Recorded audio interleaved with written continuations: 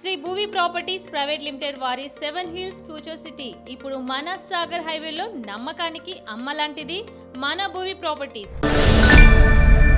అయితే అక్క తొలి లా ప్రొఫెసర్గా ఎదిగిరు కదా, మహిళలకి ఏం చెప్తారు? మీరు ఇన్స్పిరేషన్గా తీసుకోవాలంటే మాలాంటి మహిళలకి మరి ఎలాంటి ప్రోత్సాహాన్ని ఇస్తారు మీ నుంచి? ఈరోజు మన సమాజంలో మహిళలకి తక్కువ అవకాశాలు వస్తున్నాయి. అంటే చదువుకునే విషయంలో కానీ ఉద్యోగాల విషయంలో కానీ రిజర్వేషన్ కేటాయించడం జరిగింది.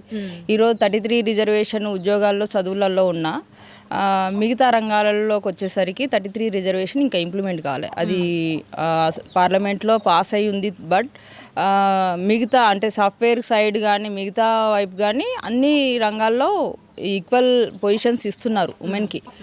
ఇక్కడికి వచ్చేసరికి ప్రాక్టికల్గా మనం సమాజంలో చూడాల్సి వస్తే కొన్ని అవాంతరాలు ఎదుర్కొంటున్నారు. కొన్ని జరుగుతున్నాయి, కొన్ని దుర్ఘటనలు జరుగుతున్నా చూస్తున్నాం. రోజుకి జరుగుతున్న సంఘటనలు ఏంటనేది రోజు పేపర్లలో టీవీలలో వింటూనే వస్తున్నాం. ఇవన్నీ ఎందుకు జరుగుతున్నాయి అని అంటే ఈరోజు ఉమెన్ని సెకండ్ సిటిజన్గానే చూస్తున్నారు. రాజ్యాంగంలో మనం పొందుపరుచుకునేది ఏంటిది అంటే ఉమెన్ ఈక్వల్ అని చెప్పేసి రాజ్యాంగం పొందుపరిచినాం.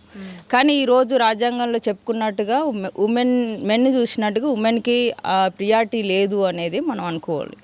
అయితే ఈరోజు వచ్చే అవకాశాలు ఉమెన్కి అంత ఈజీగా ఏమి రావట్లేదు. అందులో నేను కూడా ఒక భాగమే. మా నాన్నగారు చిన్నప్పటి నుండి కూడా ఎమ్మెల్యేగానే ఉన్నారు. నేను పుట్టినప్పటి నుండి తను ఎమ్మెల్యే కూతురుగానే ఉన్నా. కానీ అప్పటి నుండి ఇప్పటి వరకు కూడా ఏ రోజు నేను ఆయన పేరు వాడుకొని చదువులు కానీ ఉద్యోగాన్ని కానీ సంపాదించింది కూడా ఏం లేదు. నా స్వాధీనంతోన ఎప్పుడైనా సరే ఉమెన్ మనకంటూ ఒక మార్క్ తీసుకురావాలనంటే ఎవరి మీద డిపెండ్ అవ్వాల్సిన అవసరం లేదు. మనకంటూ ఒక ఇండిపెండెన్స్ని ఏర్పరచుకోవాలి. ఆ ఇండిపెండెన్స్లో మన డెసిషన్స్ అనేవి మనకే ఉండాలి. ఒకరి మీద డిపెండ్ అయ్యి వాళ్ళు చేస్తారు వీళ్ళు చేస్తారు. ఏ రోజు మా నాన్నగారు నువ్వు ఇది చెయ్యి అని చెప్పేసి మమ్మల్ని ఎప్పుడు ప్రెజర్ చేసింది లేదు. ఎందుకంటే ఆయనకున్న ఆలోచనలు ఆశయాలు వేరు కాబట్టి. బట్ అందరికీ అదే అవకాశాలు రావాలని ఏం లేదు. కానీ ఒప్పించకుండా మనం పని చేసుకోగలిగే పరిస్థితిలోకి మనం పోవాలి.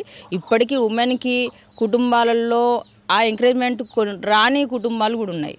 అట్లాంటి పరిస్థితుల్లో ఏంటిదంటే తన టాలెంట్ ఏదేంతో ఉందో ఆ రంగాల్లో అటువైపు వెళ్తే ఏ రంగంలోనైనా ముందుకెళ్ళగలుగుతారు.